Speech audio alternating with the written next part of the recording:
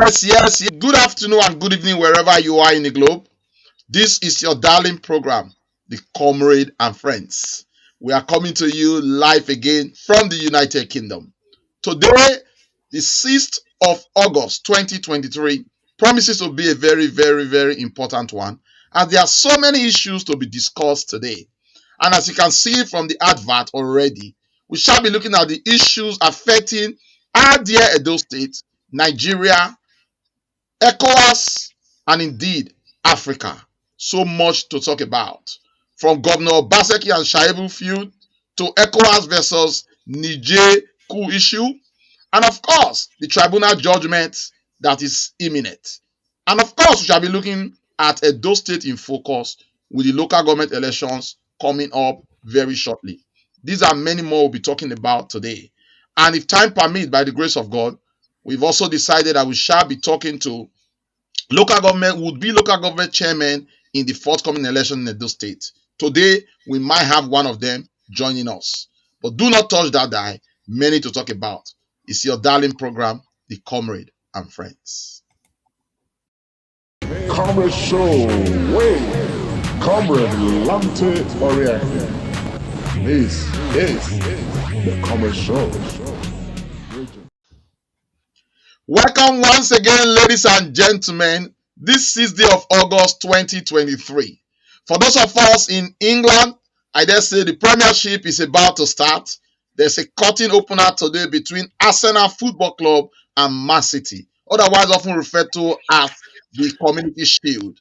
That match is going on. From the last count just before we came to studio, it's still goalless draw.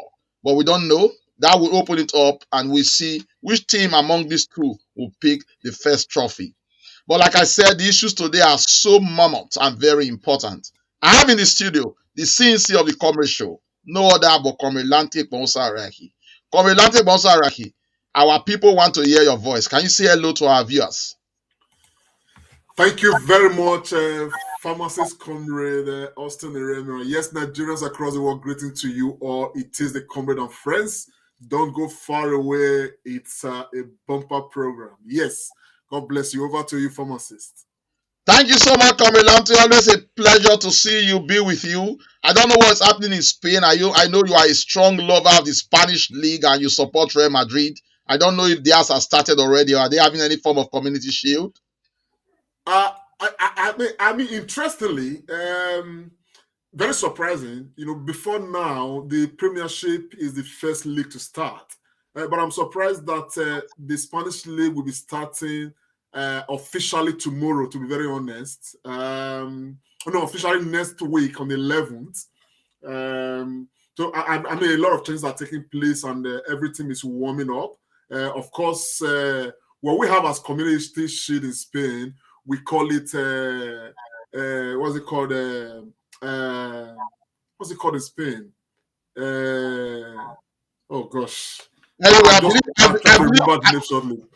in the course of the program you will remember. Yeah, it's usually just a match between the winner, the winners of the league and the what's it called? The King's Cup, the Copa del Rey. Yeah, but that comes up later. It doesn't begin the league like the Community Shield. Okay, that's where we are different. However, in the English league, it's usually the winner of the Premier League and the FA Cup. But on this occasion, both the Premiership and the FA Cup was taken over by Man City. So by convention, you have to play the team that finished second. That's why Arsenal is playing Community Shield today. But enough about football. Comrade Lante, there are big issues here for us to discuss today. Our country is in the precipice. West Africa is in the precipice. Africa is in the precipice. And then I want to add that Edo State has come into fore again. Not totally for good reasons, but these are issues that we'll be talking about today. Friends and viewers of the Comrade Show, we don't just want to make it myself and Comrade Lante's issue alone. We want you to pick up your phone and let us hear your thoughts as we begin to talk about all these very important issues affecting us, and I dare say affecting the world. So, ladies and gentlemen, it's no news that since the takeover of government by Bola Ahmed Tinubu, he has faced lots of issues that has to do with real governance and control. And this is very important because a few weeks after he became president of the Federal Republic of Nigeria, he assumed the position as the chair of the Ecowas community. So he's now the chair of the Ecowas community, and that has thrown a lot of huge responsibility on him. You also remember that a few weeks ago, there was a coup in Niger where the sitting president was removed, and we have those in charge now. ECOWAS has since reacted, and President Bola Ahmed Tinubu reacted in a fashion that some would term not too palatable and not the right thing to talk about. But I must tell you that the issue of Niger is very, very important to the West African sub-region and indeed to Nigerians. I think listening to one interview last week, somebody described Nigeria-Niger relationship as a seismic twins where there is no fine line that we can really define to say that Niger is not very, very close and in good relationship with Nigeria. Remember, the former president of Nigeria, President Muhammadu Buhari, did threaten that if he is disturbed at home, he will pack his bag and baggages and go to Niger. And it was also reported that he is actually from Niger because his grandparents are from Niger. That's to show the extent to which we have a very strong tie. And some people have argued that Bola Ahmed Tinubu's proclamation about the 7 days ultimatum for the coupists to hand over power back to the president has not really gone well. It hasn't shown the big brother that we want Nigeria to portray in Africa. Some have also said that yes, we should go ahead and do it. These are many more we should be discussing. But just to put it into perspective, I want to let us know that our relationship with Niger is very, very paramount. I look at the map just now before we came. Niger is not just in border with one state in Nigeria. Niger is in border with 4 states in Nigeria. The entire breadth of Nigeria in the northern part of Nigeria is neighbor to Niger. Niger has close relationship and borderline with 4 states in Nigeria, and they include Sokoto State, Katsina State, Kano State, and Borno State. So that shows that whatever we're going to do, we have to do it with tact. We have to be careful. And like somebody said midweek, when you are a senior brother and you throw your respect away, even the younger ones in our own local palace, they say, go see you finish. There's no gainsaying the obvious. You've heard all that has happened. What do you have to say concerning the way ECOWAS, Nigeria, and indeed I say the word, has treated the issue of Niger and the coup plotters?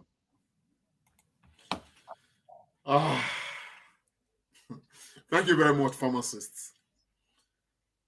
Honestly, there's a lot about the politics of Niger that meet the eyes. It is just so funny that, from the blues, the issue of Niger, has become a topical matter right now in Nigeria. And I'm going to try to look at this from different facets. First and foremost, there is, the global politics, okay, between the Western powers, the Americas and the Europe versus Russia, vis-a-vis what is happening between Russia and Ukraine, okay, has a lot of bearing on Niger Republic currently. Okay, that's one aspect of it. There's another aspect of it, which is the total failure of leadership. The president of Niger Republic is very closely akin to other presidents across Africa, closely akin in a relationship that all Africans know, and that relationship is corruption. That relationship is, attaining power through every means possible, without respecting the rules of democratic engagement. That relationship is, subjugating the will of the people and selling us cheaply to the West. Now, it is open news everywhere right now. The whole world is talking about it right now. Everybody's getting to know even more about it. That, what's it called? One of the mineral resources from Niger Republic is responsible for the power being enjoyed by France today. And yet, France based in Niger Republic and their politics with Niger and every other thing is part of what the leadership of Niger has, they have used consistently to oppress the people of Niger Republic. Now, that's another aspect of it, okay? Now, when I come to Nigeria, our own country, now, it might interest you, and this what is interesting to me as I watch how these events are unfolding. The role that Bola Ahmed Tinubu is playing. Now, this is a man who is fighting for his own life as president, fighting, to keep his office. A man who has a case in court, very strong case. As a matter of fact, pundits are already saying that if the judges don't throw Tinubu out and disqualify him, okay, that means justice has not been meted out. I don't want to preempt the judges, but this same Tinubu, who is on a very hot seat, who is not sure whether he's going to be president tomorrow, is the man that Ecowas, the community of corrupt leadership in Ecowas, came together to quickly anoint president of the Ecowas. So people have argued that it is Nigeria's turn, and people have made different sort of argument. The truth of the matter is that, is it not an aberration, okay, for even if it's by way of turn by turn, is it an aberration to say you proclaim somebody who is not yet,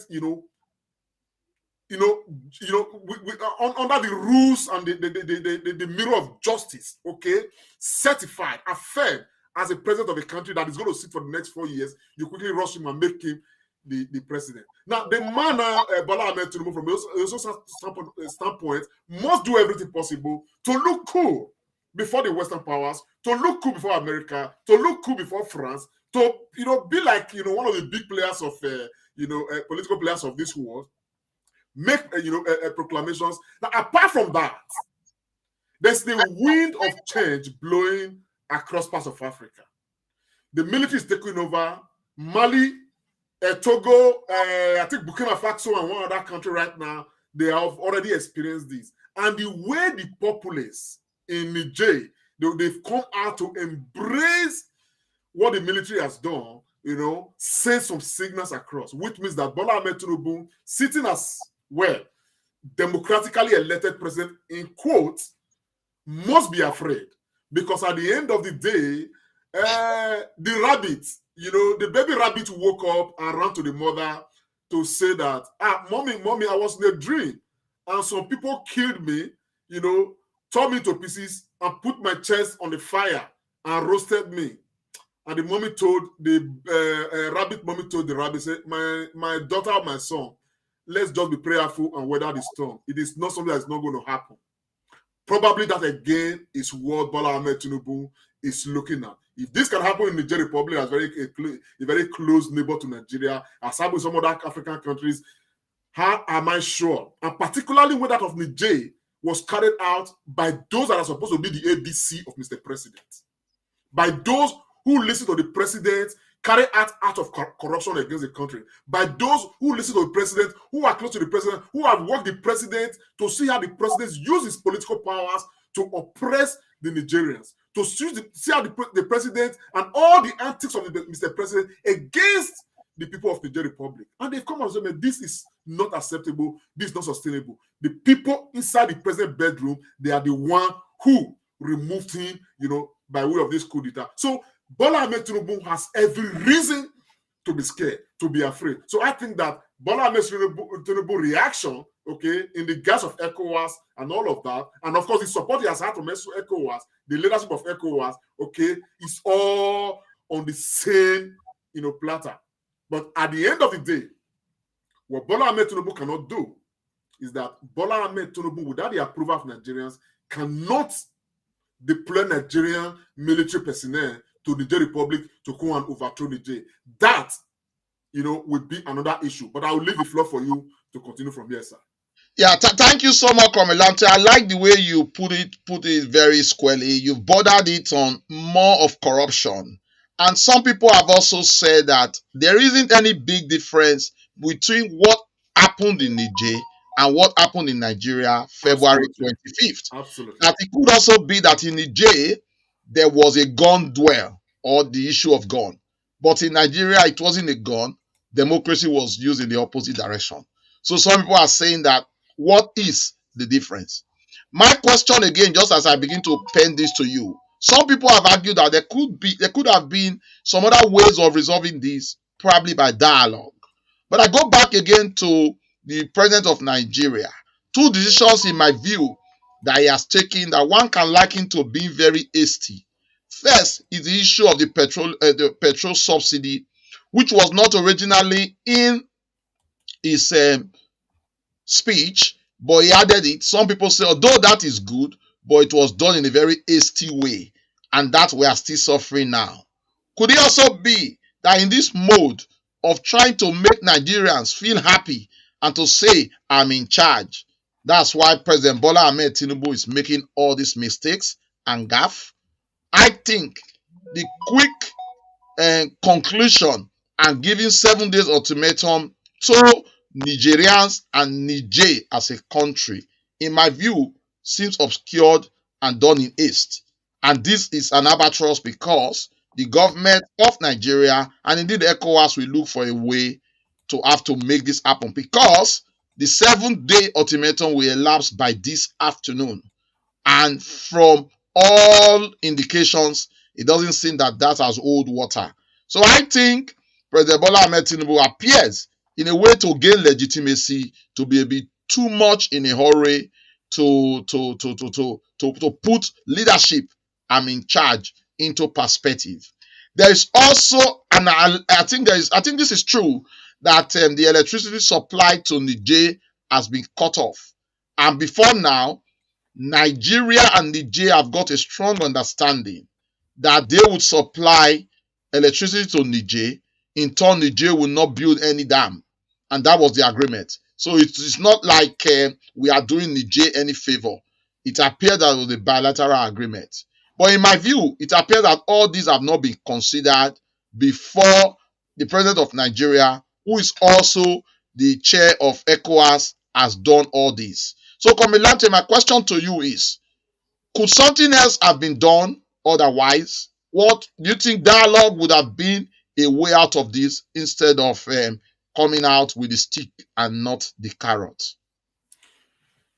First, I think we have to understand. Look, I do not support coup d'etat. I don't support military intervention. I'm not trying to say that, because but again, we must understand that when peaceful change, according to how it is widely said, becomes very difficult. It's you can no longer make a case against violent change. Now, I think that Africa has swallowed too much in pain. People have come out to make commentaries, to blame the West for the woes of Africa. The truth of the matter is, it was just about a couple of days ago here, I met with one of our alma mater, and, we're discussing the issue. We were discussing an African author, Ngugo Wationgo, who's a very very strong African, is very pro-African. You understand what I'm saying? And who's written a lot on the need why Africans should look inward. And we were talking about why some of this literary work don't, apply to economic, policies in politics that we can use to rediscover ourselves, and of course do things the way we ought to do.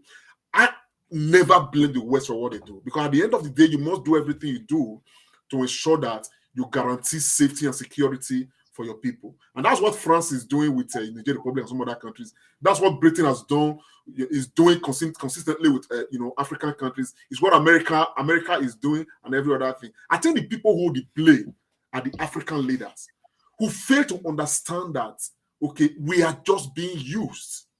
Now, it brings me back to one point when you ask, what should we have done? First, the question I'm asking myself is it the mandate of ECOWAS to employ military intervention or even think of military intervention? ECOWAS is Economic Community of West African States, which means that this association is supposed to promote, good economy. This association is supposed to promote some sort of good governance as far as the bloc is concerned. At the end of the day, look at the whole of ECOWAS. Look at all of the countries under ECOWAS. Which of them can you actually bring out to say, this one is exemplary? Nigeria, most of all. So we have had failed political leadership all along. The same thing with the Niger Republic. I was trying to remember uranium just now, which is in abundance in Niger. As a matter of fact, some reports are coming out to say right now that 1 in every 3 houses, okay, is being powered by Niger's uranium. Niger's uranium in France. 1 in every 3 houses in France is being powered by Niger's uranium. And yet, in Niger, you know, they don't have energy, they don't have power. Niger is one of the poorest, in fact, is the second poorest countries in this world. And yes, potentially one of the richest in the world because of our natural resources. Now, when you look at the people in the political class, they are eating fat while the populace are suffering. So at the end of the day, okay, what affects the eyes affects the nose. The same issue that the Nigerians, you know, are grappling with. I'm talking of the populace. They are the exact same issues that Nigerians are grappling with. I can tell you of a fact that if Nigerians today hear that there's a military coup d'etat and the military has taken over, you know, power in Nigeria today, as Nigeria currently stands, Nigerians will come out and jubilate. They are not jubilating just like the Nigerians are jubilating currently. They will not be jubilating because they have so much faith that the military, you know, will restore anything, but that at least this nonsense is being dealt with somehow. I'm not sure the Nigerians are prepared for what the military are going to offer. They are not. But for ECOWAS to not sit down, when we, under the same ECOWAS, using Nigeria as a case in point right now, we cannot say we have peace. We are being ravaged by terrorism of all sorts, by insecurity of all sorts in this country. And you have not been able to deploy our military to bring us to point zero to say, man, there is no terrorist activity anywhere in this country. We have had Bola Ahmed Tinubu become president. And yet under his administration, just a couple of weeks ago, hundreds of people were massacred what's it called, a plateau or something. In this same administration. And yet, the National Assembly have not been summoned to declare state of emergency on security on these issues. I don't know if you are aware, Bola Ahmed Tinubu has written in the National Assembly asking for the authority to use the Nigerian military in the Niger Republic.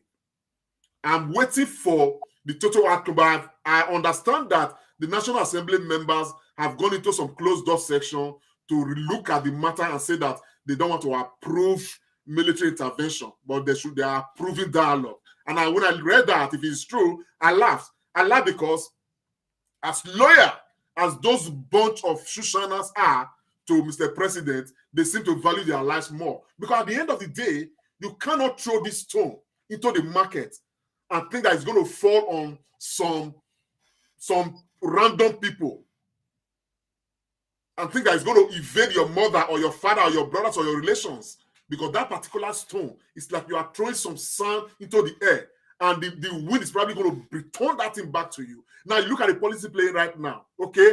We understand that Russia Wagner is right there in the Niger Republic right now, waiting for anybody. Now, the same countries like Mali, Burkina Faso, and all of that have enjoyed this military intervention, they have warned ECOWAS to say anything will come after you. So at the end of the day, ECOWAS has no local standing to actually invade in Niger Republic as far as this matter is concerned. Now, when you take that beyond a bit, France, America, and the West, okay, they are condemning the actions of the military. They are doing this. What they have not done was to condemn the civilian encroachment, the civilian erosion, the president's subjugation of his people. They are the ones who come up with the statistics of Niger being the second poorest nation in this world. And yet Niger has had a democratically elected government for a long time. And yet they are this poor. They never condemn these people. Now that some people are saying, we love our country, we don't want this corruption anymore, they've taken over, now the West is coming. Now Russia, who is equally, having its own issues with the West, okay, is not the one that these Africans are running to. Remember recently we had a Russia-African, summit. You understand what I'm saying now? Russia has given strong acceptance to the military takeover. As a matter of fact, I don't know. I think I have this tape somewhere. Listen to what's his name? Putin said on this particular matter, indicting the West. Let's take a listen. Потому что в значительной степени тот уровень благосостояния, который достигнут в бывших колониальных державах, он основан на ограблении Африки. Это всем известно. хорошо. Да, собственно, исследователи в той же самой Европе этого и не скрывают. Так и есть. Они говорят, на горе и страданиях африканских народов построено в значительной степени. Не говорю целиком и полностью, нет, но в значительной степени.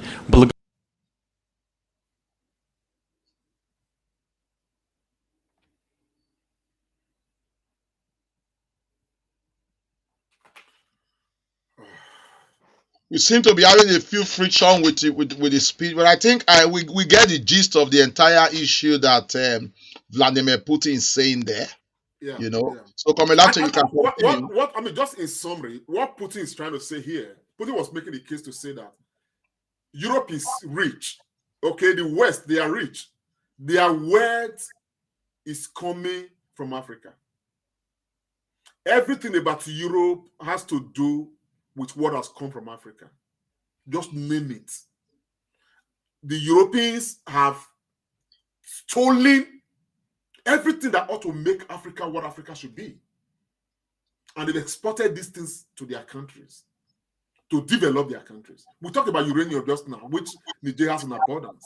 But today, uranium is a major, factor that is making France thick.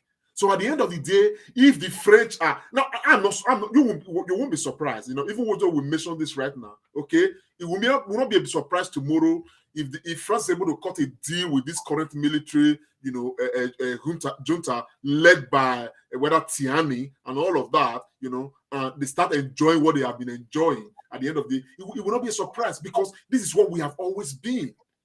I remember when Mugabe assumed, office as president and all of that, there was so much prospect. But at the end of the day, how did it all end? So it's always been a cause, and the issue of Europeans and subjugating African, doing all of this to the African people. It is not happening in isolation. It's happening because Africans welcome them. The amount of corruption that's taking place in Nigeria, for instance, the amount of money that the governors, local government chairmen, presidents, and their allies have stolen from the country, we can safely tell you, my brother, everybody listening right now, that a lot of these things that have been stolen from Nigeria, they are not in Nigerian banks. They're in Western banks. They are in Western businesses. They take from our people take from us and take to them. They themselves will come. They take from us and take to their own country. So at the end of the day, this whole quagmire, okay, is because we Africans have allowed these things to continue. So Africans now, this young West now see Russia as a defender, as a succor. You understand? Particularly given what Russia is already experiencing with Ukraine and the fact it's fighting with the Western powers and every other thing. Now they are willing to bring Africa into this same arrangement. I hear that they have sent Wagner to what's it called, to Niger Republic, which means that if there's any strike by anybody, whether Africans or whatsoever, it probably means that we will be very near some sort of civil war. Because across the West African, bloc, you understand what I'm saying now? We are seriously ravaged by terrorism. And many pundits claim that the issue of terrorism, as we now know it today, they are things, they are instruments that were galvanized by the West, but we never knew them until not too long ago. You understand the picture of what I'm saying now? To further disintegrate us, divide us, so that we cannot have that sense to be together, to yoke together, to bring ourselves together. Just look at an example somebody drew our attention to not too long ago. Between an African country or an African country, okay, if you want to, Nigerians and Africans want to travel to Europe or America, it's hell of a problem.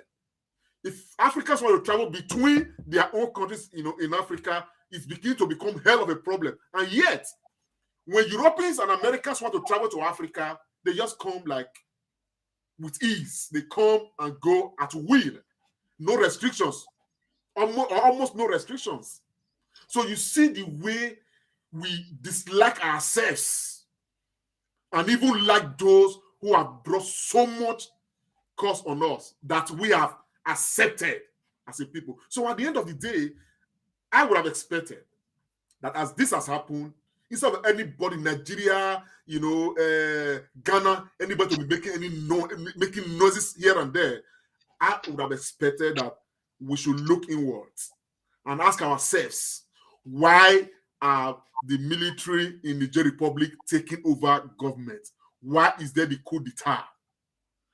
If those reasons affect us, we should have been looking inwards to ensure that we correct those reasons. Because I believe you, my brother, if Niger Republic was like Malaysia, was like New York, was like Britain, was like France, and the people are happy, people are employed, everything is okay, running well in the country, good governance is in place, good healthcare services is in place, everything is in place, and life is meaningful to the people of Niger Republic, there won't be military takeover.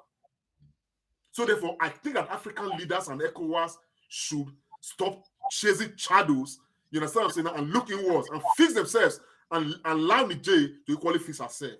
The most that we can do is to fix ourselves and use our example to teach Niger how to behave.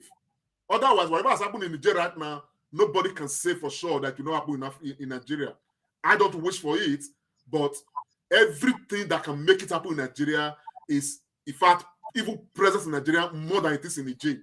And to conclude this particular, one, it makes me laugh for anybody to believe that what happened in Niger is different from what happened in Nigeria.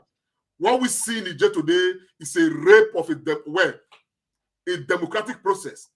But what we have seen in Nigeria, in recent time, is a serious rape on the democratic process itself. What we saw on the 25th of February in the presidential election, can be likened to a civilian coup in itself. Even though, like you said, guns were not used and every other thing, but we saw a coup against the mind of the people. We saw a coup with people using money to commit serious coup d'etat against the people. And the same money they have stolen from the people, they are using it to plot coup against the people. It has not just happened in the presidential election, as has always been happening. It has happened in local government elections. It has happened in state assembly elections. It has happened in state governorship elections and every other thing. So at the end of the day, who are we having this log in our eye to see the speck in the eye of Niger? I think Tinubu should just sit down and look at his own seat and fight for his own survivor instead of burdening himself over Niger Republic. Thank you so much, Comilante. You've said a lot on this issue. We'll be rounding up on this issue now. But if I want to summarize all that you've said, good governance is the way to go. African leaders should rise up and offer good governance, not to their enemies, but to their own people, their own friend, their own relative. As we were talking, I was just imagining, if February 25th, when we had our presidential election, has gone well, we would have set a good example. And I think Niger would not have had the courage to do this. So that failure of February 25th has implications, not only to Nigerians themselves, but to the sub-region and indeed to Africa. If we must rise, we must stand up to call our cloth before people will call it for us. There are so many issues that one could lay credence to blame other people. But first, we must indeed look inward. To conclude, I think President Bola Ahmed Tinubu and indeed ECOWAS were a bit very hasty, and they want to be too quick just to give legitimacy. The only way out of this situation in Niger, in my view, is that we should constantly have dialogue and see what can be done. We should realize that the only way to get things done is through dialogue. After everything, if we go to war, Nigeria is in trouble now. We lead the ECOWAS and we are going to bear the brunt of the huge financial implications. It's our soldiers, it's our military, it's everything that will go in for it. We must be forewarned. And like I said, breaking the egg from the outside sometimes is very bad. But if it was broken from the inside, it would have been good. Bola Ahmed Tinubu appeared to me to be too much in a hurry. But the issues will continue. The issue of Bola Ahmed Tinubu writing to the Senate, I don't think that is totally correct at the moment, although I cannot fully verify that. I heard that he had not made any demands from the Senate. I've also heard that the Senate turn down the demand. But whichever which way, it didn't go the way of Bola Ahmed Tinubu. Nigeria, Africa is the best kept secret.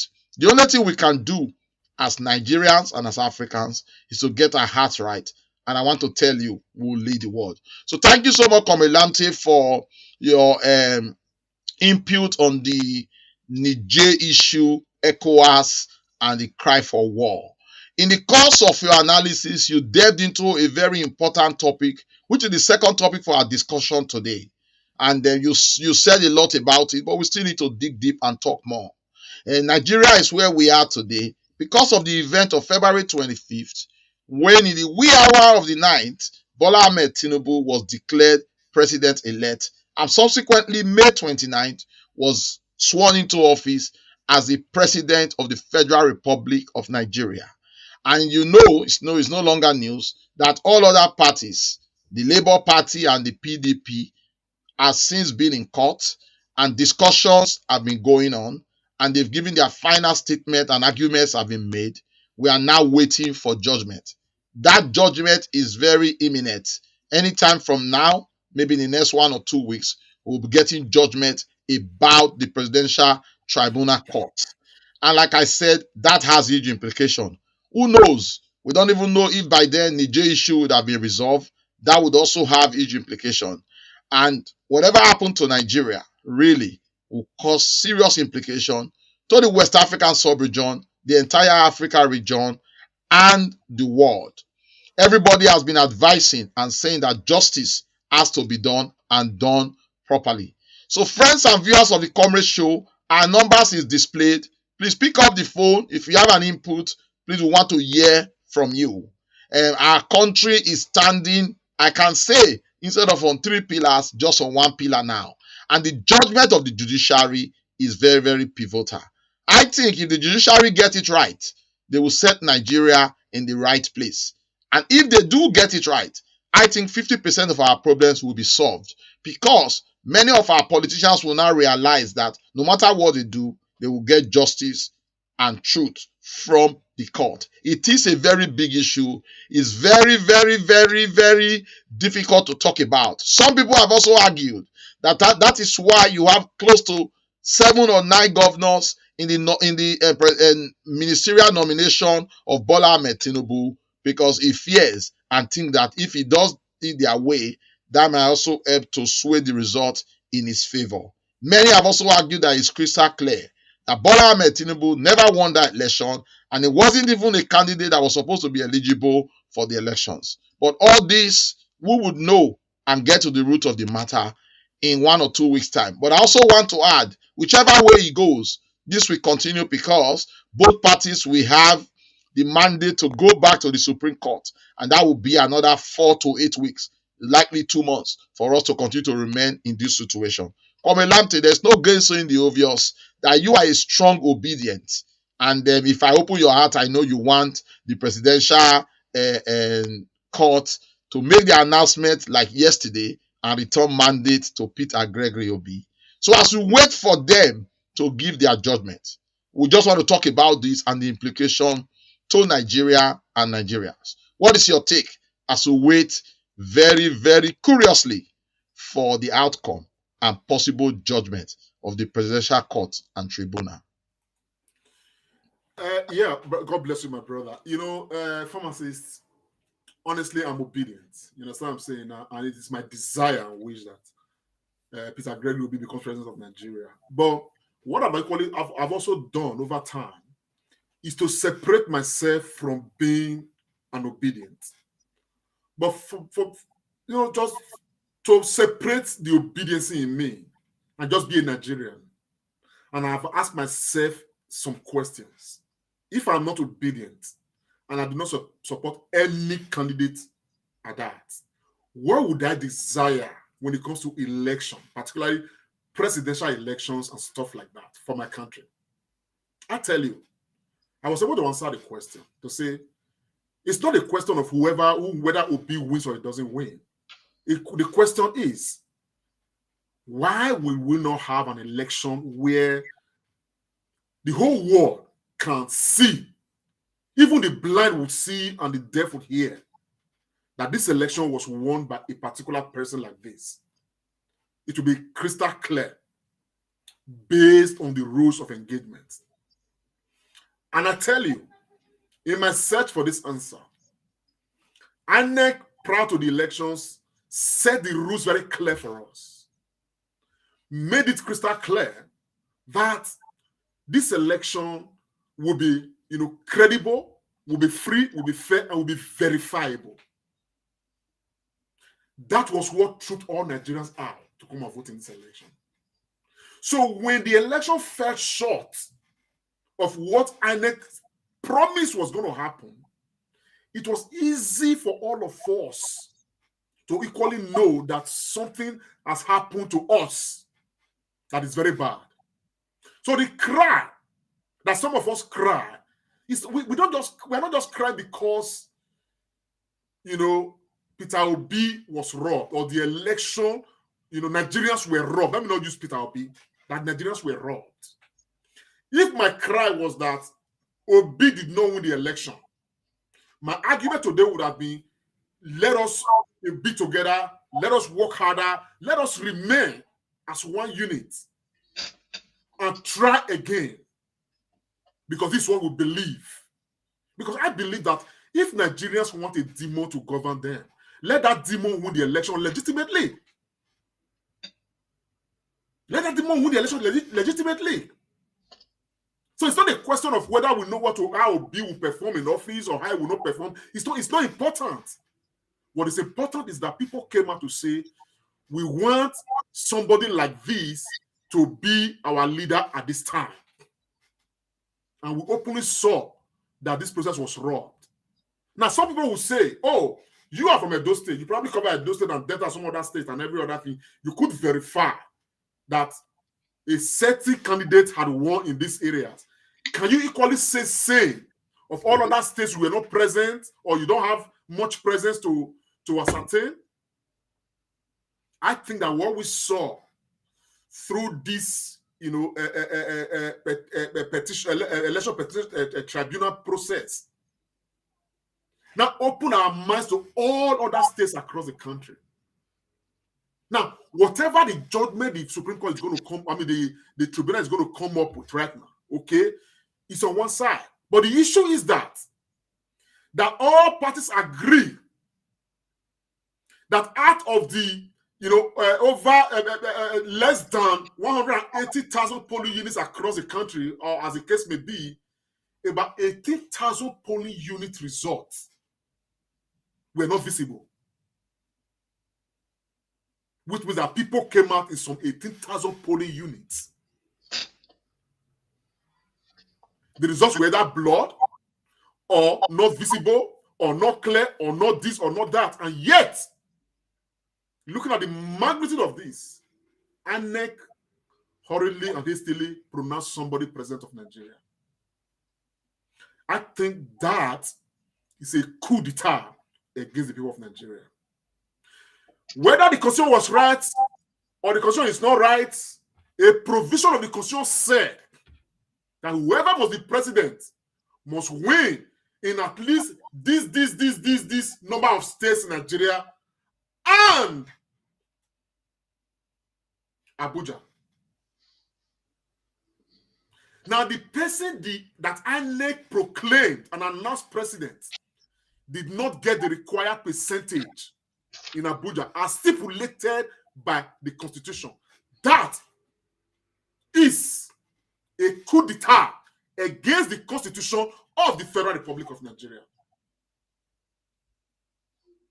Now, the guidelines for elections for being a candidate as stipulated by the Constitution of Nigeria states that at the time of running as president of Nigeria, to become president of Nigeria, you must not be seen as having the nationality of any other country. One, you must not lie in your Form EC8 that you feel. You must say everything as it is. Now, we have a candidate in Bola Ahmed Tinubu who in his own Form EC8, when he was asked, do you have or possess nationality of any other country? He said no, only for us to know later that this man actually possesses Guinea nationality. An aberration as having a different nationality, and perjury for lying under oath. And yet, INEC knew this and pronounced this man president of Nigeria. Yet again, another coup d'etat against the constitution of Nigeria and against the people of Nigeria. So at the end of the day, my brother, the question now is, even though I'm not a judge, is this matter not clear enough in the eye of the world where this matter should go? As a matter of fact, some people are already advocating that there will be a rerun. I'm not really interested. I honestly think that whatever the judgment of the court is going to be, something that stands out most fundamentally, that Nigerians already know, is that Bola Ahmed Tinubu should be disqualified as a candidate for this election. Well, apart from the things I've mentioned, there are so many other grounds where Bola Ahmed Tinubu as a candidate needed to have been disqualified. But INEC robbed Nigerians of this truth. And so if we have court and we have a judiciary, they need to restore truth to Nigerians. So my brother, so these are the areas some of us stand while we wait patiently for the court to pronounce their judgment. That is it for now, my brother. Yeah, thank you so much, Comrade Lamte. You have really put it very well. We are waiting. Nobody knows what's going to happen by the time the judgment of the Presidential Tribunal comes out. And like I said, even when the Tribunal judgment comes out, whichever party that is not favorable, we know that they will go to Supreme Court, and we'll still have another 4 to 8 weeks to talk on these matters. But because these matters are very important and concern and very, very delicate to the continuous well-being of Nigeria, it is important that we continue to talk about it. But we don't want to be subdued at this point. We know that all parties have presented their papers both orally and they've defended it. We are just waiting for judgment. But Comandante, because this is a very important issue that borders on the future of our country, in every dinner table, in every beer parlor, in every friend gathering, in every community setting, club meetings, issues about politics, and of course, this presidential election have always rented the air for discussions, with people arguing for and against, depending on which party you stand. But I think the party that must win should not be APC, PDP, or Labour Party, but it should be the party of Nigeria. Comrade Lamte, this is very important. This will be the last comment we'll make on this before we go to the next very important issue that we have this evening. Don't you think that it would have been wise and fair for everything about our elections to have been done with and sorted before swearing in the president, given that the fact that the president of Nigeria, in my view, is the most important thing on planet Earth after Jesus Christ of Nazareth, because the Nigerian president has got so much power. So I want you to look at this from this angle. And what do you think the National Assembly should do now to amend that law so that in subsequent election, everything about election matters would have been settled before the person that is declared winner takes office? I say this because sometimes you will be thinking, I may not be there tomorrow, I may be there tomorrow. And that, in my view, would also affect your judgment. How do you see that in relation to what has just happened? And how do you see it going forward? Shouldn't it have been better for every election matters to have been resolved before the swearing in? And where the swearing in has taken place, like in this case in Nigeria, what should it be going forward? Should our legislature change this law so that we don't pass through this again? Imagine if you are not part of the winning team after the judgment has been passed. You have to wait again for another 8 weeks. And in total, you would have waited for 6 months if not more. How do you see it? Well, it's part of those aberrations. It's part of those inadequacies, and it's part of the reasons why a lot of people have argued that, for Nigeria to move, better, there is the strong need to overhaul Nigeria's constitution. Again, we are not going to hide it from the fact that, the 1999 constitution as amended, took into consideration the interests of, a number of parties, particularly those behind the amendment and all of that, and they didn't see beyond, their very noses, as it were, and all of that. So there were so many, private interests brought into the constitution without looking at the overall interest of Nigerian people. So some of the inadequacies about the constitution is what you have just mentioned right now. There are so many inadequacies, talking about Nigerian constitution and our elections, most especially, and every other thing, because there is no way, and I equally think that INEC has too much power, and I equally think too, as part of those aberrations, I equally think that unless and until we begin to drive INEC as an institution that is independent, okay, of the executive. You understand what I'm saying? The idea that, the process of electing an INEC chairman, must be through the nomination or selection of one president or the other, as the case is. I think it's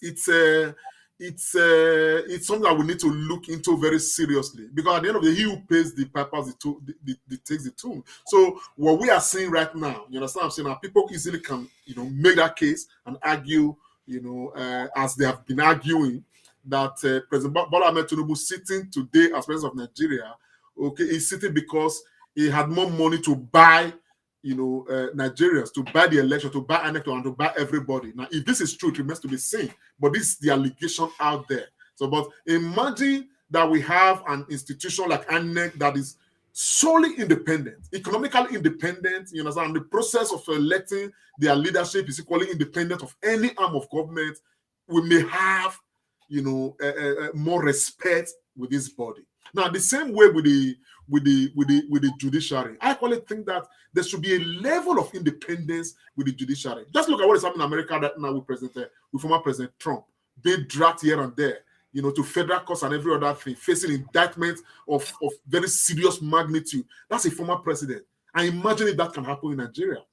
Bola Ahmed Tinubu, I listened to his speech the other day. He's making a lot of statements about the failings in Nigeria, the failures he came to meet, and blah, blah, blah, blah, blah, blah, blah. As a matter of fact, the former CBN governor is being dragged, all around right now because of the massive corruption and every other thing, and a few other persons around the former government and all of that. And yet, the former president is still being worshipped as a mini god. Meanwhile, it is under his nose that all of these things were perpetrated. This is the man who's supposed to actually be answering the questions, not even the CBN governor.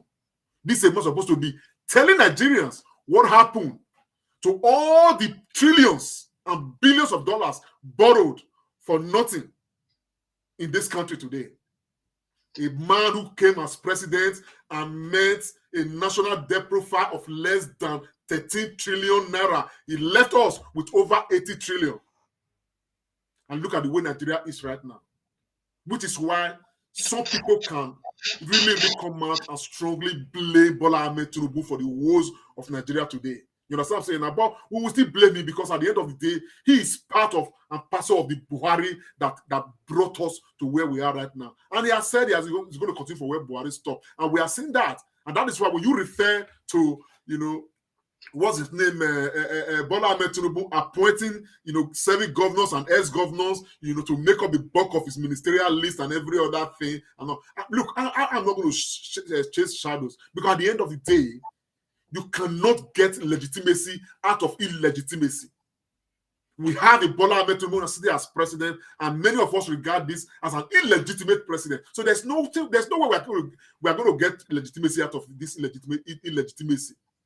I think that the Bible says, seek ye first the kingdom of God, and every other thing shall be added unto you.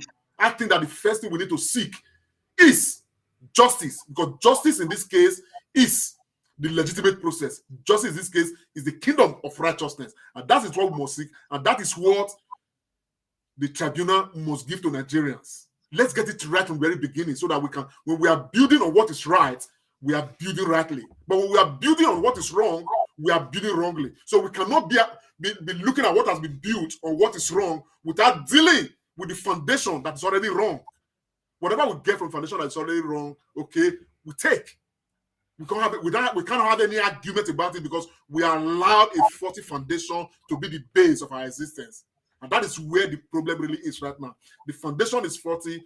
That foundation has to be dealt with first and foremost before we can legitimately talk about any wrong thing on it. If there's a right foundation in place and something wrong is being built on it, we can talk about that thing that is being built on that right foundation to say, this is wrong to be on the right foundation. It will be a good argument. But when you are not talking about something wrong being built on the wrong foundation, you are just wasting your time. They're never going to listen to you. And we already see it with all that has been happening around. The insensitivity, the nonchalance. The other day, the National Assembly president, another man that has been indicted, seriously, the Senate president, is indicted by EFCC as being so corrupt, even as a governor. It's not the man that was anointed to become the Senate president of Nigeria. Where do you think we are going, my brother? Where do you think you are going?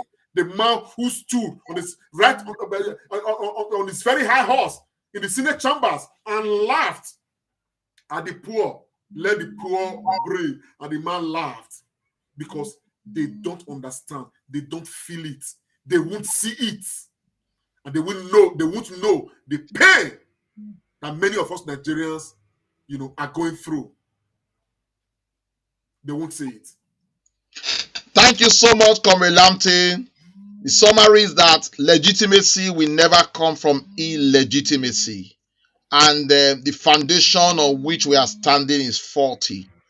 You believe that it will be wise and better for our country that all election matters are resolved before swearing in. I was reading just before I came to the studio, and somebody was saying that when we went to election to vote and Bola Ahmed Tinubu came in, people were thinking that it's a change of government. He only just advised and reminded me and many people that read that post that it was just a connection flight. It was a connecting flight that Bola Ahmed Tinubu took over from President Muhammadu Buhari. So it's still one destination. The destination has not changed. And that we should just realize that for the next 4 years, we are going to remain in that connection flight because the destination is still the same as that of President Muhammadu Buhari. But you have just said very clearly that when something is not legitimate, you can never get legitimacy from that. So we want to advise the tribunal to do justice. And we are waiting and we are watching. And whatever the judgment is, we'll read to find out how do they come to the conclusion of that judgment. But I want to advise us Nigerians to remain very resolute, stay focused, and believe. Like somebody would always say, Nigeria is the best kept secret.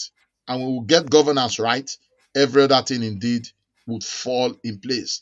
I appeal to all PDP faithfuls, all obedient, and all APC faithful to make way and remain calm. Justice is what we want, and justice by the grace of God is what indeed we would get. So enough of the Presidential Tribunal. We've talked about Niger. Friends and viewers of the Comrade Show, we are still waiting for you to pick up the phone and make your commentary. A word or two will be okay, just to let us know what your thoughts are. We are going to go straight now to look at the very last segment of today's discussion, which we are going to talk about more about Edo State. Like I said in the intro, the Edo State local government elections will be coming up very, very soon. And it is the plan of the Comrade Show to see if we can bring in those people that want to become local government chairmen in the 18 local governments of Edo State to the Comrade Show for discussion. We had earlier today promised us that somewhere along the line, the candidate of Labour Party vying for the chairmanship position in a local government area of Edo State was going to be with us. But this is not going to happen now. Maybe he will still join us before the program come to an end. But we promise you that next week and the weeks ahead, we shall do well to keep to our promises. The gentleman is somewhere around the city campaigning and having some political meetings. But we promise you that we'll let you know and we'll bring him in when time permits, and hopefully bring in more people that are running for different positions in the local government elections. We are particularly very interested in the chairman of the local government because leadership starts from the head, like Omelante would always say. And when we get it right from the head, the body and all other parts will follow. But coming to Edo State, we're not going to talk more about the local government. Now we're going to zero in on what is really trending and has become a problem, and is indirectly or directly, covertly or overtly affecting governance and politics in Edo State.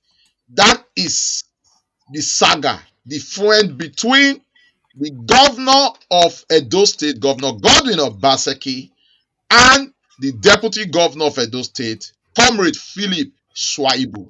You recall that just a little over a year or 2 years ago, it was the Comrade show that first broke this. And I remember Comrade Lanti went on a live broadcast to advise Nigerians, and indeed the Edo State people, that there was a plan, impeachment being planned to remove the governor of Edo State, Governor Godwin Obaseki then. And from our sources, there have been problems brewing from one to the other, some resolved, some not resolved, until last week when information came out to say that the deputy governor of Edo State, Comrade Philip Shaibu, has gone to court to prevent his principal, Governor Godwin Obaseki, from removing him from office. We also further learned that this action taken by Shaibu became necessary when the governor of the state called a meeting of all members of the House of Assembly in his residence. And whilst the meeting was going on, the deputy governor, Philip Shaibu, got wind of it and came to the venue of the meeting, but security men prevented him from gaining access to the meeting. I don't know if this is true, but since then, he has not attended any ESCO meeting. There is also information to say that there was no plan at all to remove him, but that the actions and inactions of Philip Shaibu has been nauseating to the ears of the governor and the nose of the governor, and that is romancing with other political party, and APC is being implicated in this issue. You would also recall that in the inaugural welcome of the new senators and House of Rep members of the APC, we saw footages of the deputy governor attending that ceremony. And somebody also reported that he was meant to be somewhere representing the governor when he attended that ceremony. So all these are big issues happening in Edo State, and it is not unrelated to the 2024 gubernatorial elections. You recall that by the grace of God, Governor Godwin Obaseki's tenure will come to an end November 2024, where we are going to have a new government sworn in, and the elections hopefully will be in September. So parties, different parties, Labour Party, PDP, APC are already working out to bring their governorship candidate. Comrade Lantek Bausa Araki, this is your terrain. You are a true Edolite, a true Edo man, core and core. Number one and number two, they are quarreling. Governance is suffering. What is your take? Again, this is another matter that is multifaceted. I have been observing, and I must establish very strongly that the ambition of Comrade Philip Shaibu has been made known to us, over a year ago. As a matter of fact, I blew the whistle once when there was some plan to impeach the governor, and it was coming from the arrangement of Philip Shaibu, and of course, who at the time had some control of the House of Assembly and all of that. And a lot happened that time.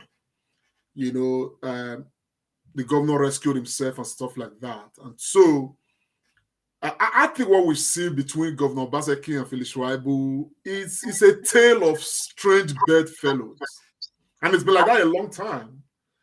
But why I am not emotional about it, because I've seen a lot of people, they are very emotional about it.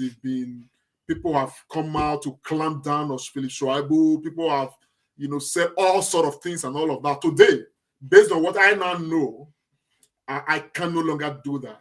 I can no longer do that because I remember 2021, we were campaigning for the governor of Edo State. We were working hard to get the governor elected for a second term and every other thing.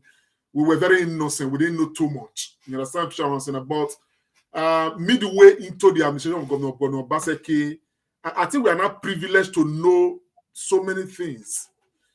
And I'm really, really constrained, honestly. Oh, really? So this has always been like that. But let us first go back to the basis. And this is just a reminder to Philip Shaibu. I remember a certain man named Odubu. He was the deputy governor to Comrade Adams Oshiomhole. Odubu was ambitious. Odubu wanted to become the governor of Edo State. Odubu approached his principal, Adams Oshiomhole, to give him this anointing and blessing to become the next governor of Edo State. For whatever reason, Comrade Adams Oshiomhole refused. And from nowhere, Adams Oshiomhole brought Obaseki and presented Obaseki as his own candidate. Now, the history of every other history around acceptance and doubt by different sources is non-issue. But what a lot of people did not know was that Odubu, as deputy governor, was hounded towards the end of the tenure by Adams Oshiomhole. Odubu, in fact, everything that Odubu was in charge of, by about 2 years to the end of the tenure, everything was taken from Odubu. Odubu became a mere deputy governor without any powers. Everything was stripped of Odubu. Philip Shaibu was a major henchman used by Adams Oshiomhole to strip Odubu of his powers. And my brother, when the primaries took place between Odubu and current Governor Obaseki, who was favored by Adams Oshiomhole, Odubu scored about 400 and something votes, while Governor Obaseki then, as an aspirant, scored 1,600 and something votes. Because Comrade Phillips, Comrade Adams Oshiomhole favored Obaseki. Now, this has been some sort of a culture in Edo State, where we have never had a deputy governor succeed to become governor of Edo State. When you take your mind back to the era of Lucky Igbenedion and Ogiadome was ambitious as well. Ogiadome wanted to succeed Lucky Igbenedion. A lot of similar stories happened, to ensure that Ogiadome did not become the governor of Edo State. Now, what is making this interesting is that what happened about 8 years ago is replaying itself all over again. Now, and the reason why Oshiomhole brought Obaseki and used Phillips, as a man, the henchman, to get all of these things done was because Oshiomhole himself wanted to have a puppet as a governor, put his own son, Philip Shaibu, as a deputy. Remember, Philip Shaibu had a long time in the House of Assembly. As a matter of fact, when Obaseki was now the candidate of APC then, Philip Shaibu had just been inaugurated as a member House of Assembly. He had to resign. House of Rep. House of Rep, sorry. He had done 8 years House of Assembly. He had to resign from House of Rep to be running mate to Governor Obaseki. Now, all of these things were political calculations by Oshiomhole to have a very strong hold on Edo State. That while he would have Obaseki as a governor, he would have Philip Shaibu to checkmate Obaseki. At the end of the day, Obaseki, you can use any word for whatever argument was made and all of that. What is out there is that Obaseki betrayed his benefactor. Obaseki beat the hand that fed him. That's exactly what happened. Obaseki decides not to play by whatever game or whatever agreement he may have had with Oshiomhole. Now, is Obaseki a patriot or is Obaseki a betrayer? It's a story for another day. But the best person to answer that question will be Obaseki. And Obaseki has answered this question, presenting himself as a patriot, not willing to sell the patrimony of Edo State to Adams Oshiomhole. And all of that led to the imbroglio, which led to Adams Oshiomhole using his own national rights to want to remove Obaseki to ensure that Obaseki would not. To ensure that Obaseki, I think we have a caller. Do you want to take it? Let's take the call. Hello. Hello.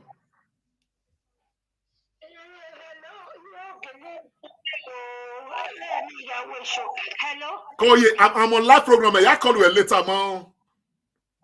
Okay. Oh, all right, Mama. No worries then. Thank you so much.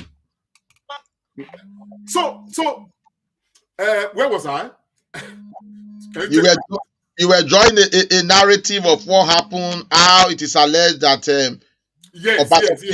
So Obaseki has presented a case to us that he wanted to save Edo State from the hands of Adams Oshiomhole. And the narrative of Obaseki was good to us in 2020.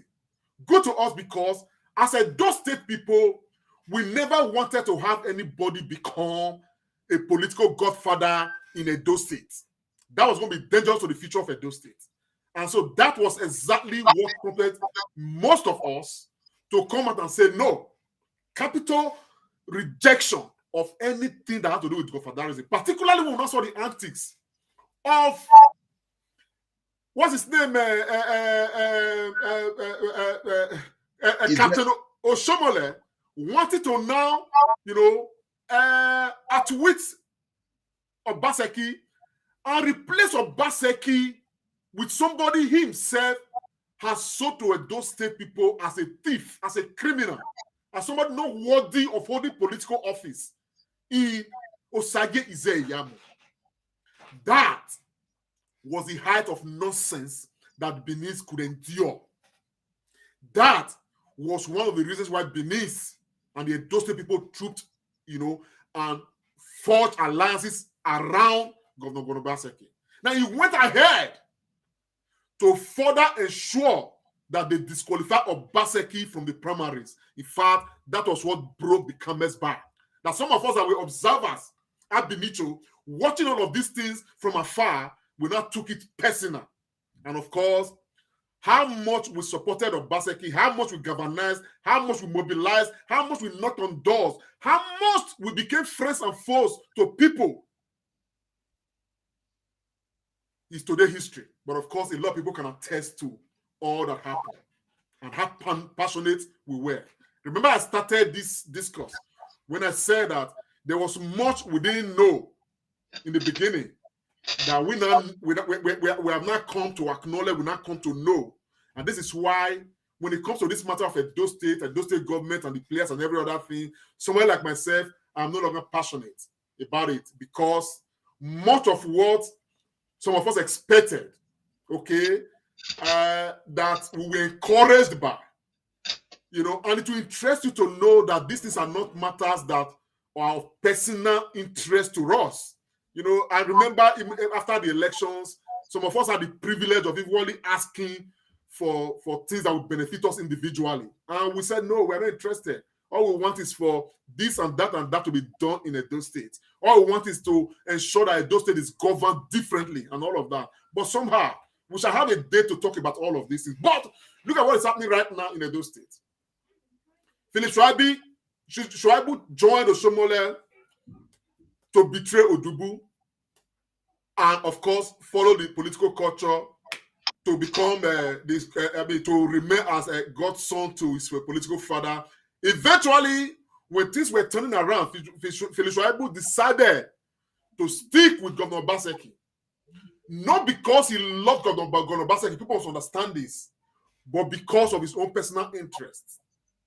Because he had read that if he sticks with Governor Obaseki, he may easily have the blessing to succeed Obaseki. But what Felix Shaibu failed to understand is that that's why I said this is a marriage of two, strangers, more or less, strange bedfellows. What he fails to understand right from the very beginning is that I have read Obaseki very largely.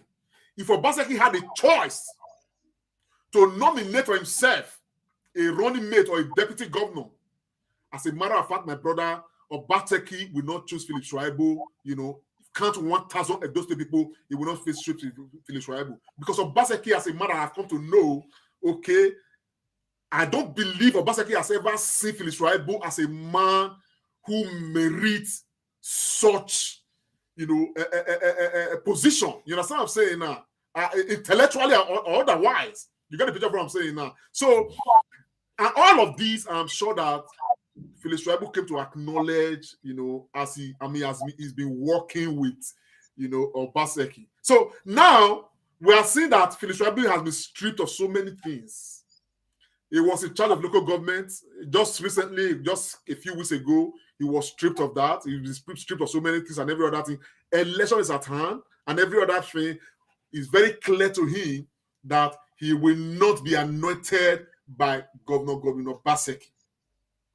And that is why he has made this, I call it a preemptive strike, okay, to preempt what is likely going to happen to him. You understand what I'm saying now? Because, even look at the local government elections that took place. While we are quarreling with Bola Ahmed Tinubu and all he has done to become president of Nigeria, the same thing that Bola Ahmed Tinubu to become president of Nigeria is what Felix Shaibu and Governor Obaseki have done to Edo State people to get the current crop of people elected into the House of Assembly of Edo State today. A pure robbery of democratic process. And I'm not afraid to say this because evidence of this abound. And that is why some of the young men and women that have been elected to the House of Assembly, of Edo State, if the judges, if the tribunal, okay, is true to the people of Nigeria, many of them will be kicked out because the evidences are bound. But that's a story for another day. You understand what I'm saying now? Because again, the states are very exemplary of the national government. It's all they are. In fact, they are a micro part of the national government. What we see there, it happens here in a small scale, on a small scale. You know, that's the picture of what I'm saying now. And the big question now is Governor Obaseki now the new political godfather in Edo State? When we fought to Shomole to get Obaseki elected, Edo State people, we did it because we didn't want anybody to superimpose himself as the godfather. And we understand too that there has been so much fight between Obaseki. The Obaseki and Shomole started the process. Obaseki has fought APC members. Obaseki, even right now in PDP, has been fighting with PDP members. And of course, Obaseki has presented himself as one standing to defend the interests of Edo State people. But we have seen fight continuously. He has won most of the fights. Now, Obaseki is now standing indisputable as the godfather in PDP. And I can tell from what we can see that, what's his name? Philip Shaibu may not last till December before he's being kicked out as deputy governor. That would not be surprising. But there's another twist to it, my brother. Because I understand a bit of Obaseki and, of course, the governors of Edo State. Now, the question is, another question is, are all of these between Obaseki and Philip Shaibu just happening to distract Edo State people? Could this just be some game plan to say, let it look like we are fighting? We will remove you. Okay? Then you will go and use money to buy the Labour Party ticket for governorship. They will put somebody else in PDP and noted by Governor Obaseki. Now, if the Edo State people refuse to support my candidate because I brought him out, they likely will support you in Labour Party. Because today, because of Bola Ahmed Tinubu, Edo State people will likely not support APC candidate for governor. Now, this is another permutation out there. Let it be seen that we are fighting. I have removed you. You will not go and use every means possible to get Labour Party tickets. Then I will bring somebody else out for PDP to get PDP tickets. So whichever way it goes, Governor Obaseki, will still be in control. Would that be what is playing out? Only time indeed. Time is going to tell. But one thing I can tell is that as Edo State people, because we have established that we do not want governmentalism in Edo State, we fought against Governor Obaseki, against Oshomole, strongly to make Governor Obaseki become governor of Edo State. I think Edo State people, as a matter of urgent national security, must sit tight because we already have a part. Godfatherism in Edo State is forbidden. It is time again to remind ourselves.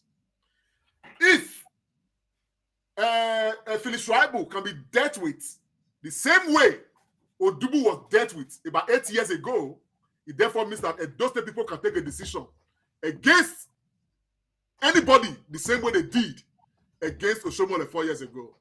But all of this, okay, we are monitoring very closely. But if some of what happened 4 years ago with Oshomole and Obaseki will repeat itself by way of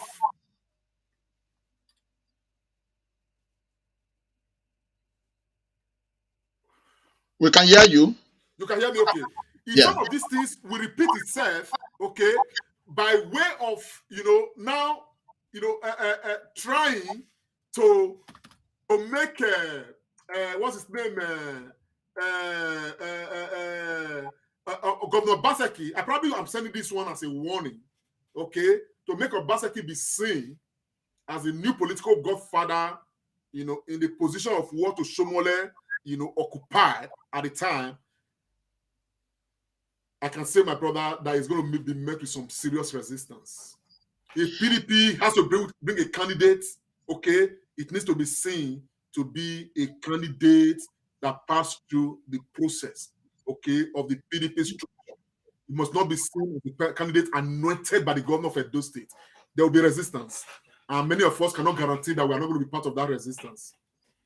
Thank you so much, Komilati. I think you've done very great justice to the discussion, especially to this issue between Governor Godwin Obaseki and Philip Shaibu.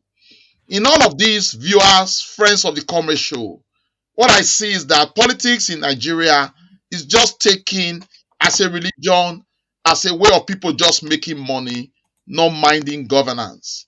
People have never been put in the center of all this, and that is what you see all at play.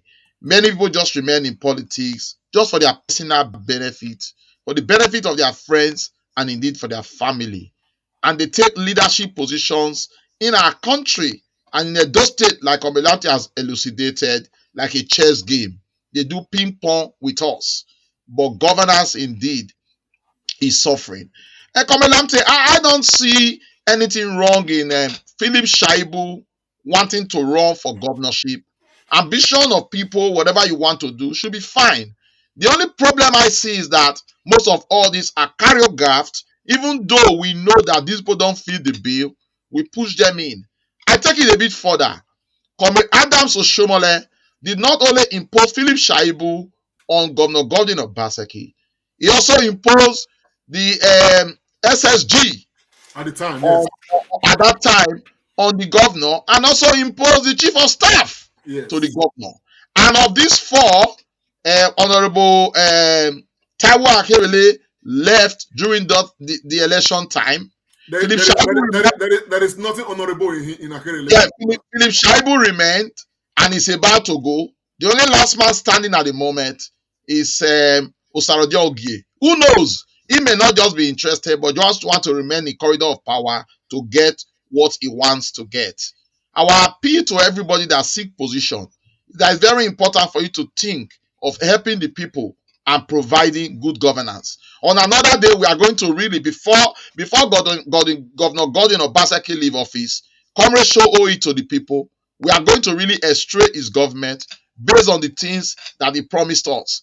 But Komelate, you agree with me that governance is taking the back seat in all these states. Everything at the moment is just all about 2024. And like you said, with the assertion you made and that jigsaw puzzle that you put, it may just be a game among the elites. And we cannot remove the role of Comrade Adams Oshomole away from all this.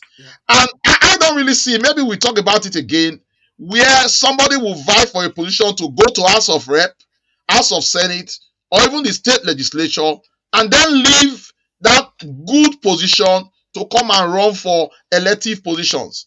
When Honorable Philip Shaibu took that decision 4 years ago or 5 years ago or thereabout, I was really surprised because they just see it as their meal ticket to do whatever they want to do. I know in advanced countries, people remain in position, maybe legislative position for a very long time where they contribute. But these guys just stay there and they continue to make money and make money. I know Philip Shaibu very well. He would have forgotten about me. But in the days of the student union government, I knew how he became president of the student union government. And from there, he entered Edo State House of Assembly and he has been in the corridor of power. The big question is, could it be that the betrayer is not the betrayee? Only time indeed will tell. But please, Edo State is very important to us, and we want the progress of Edo State.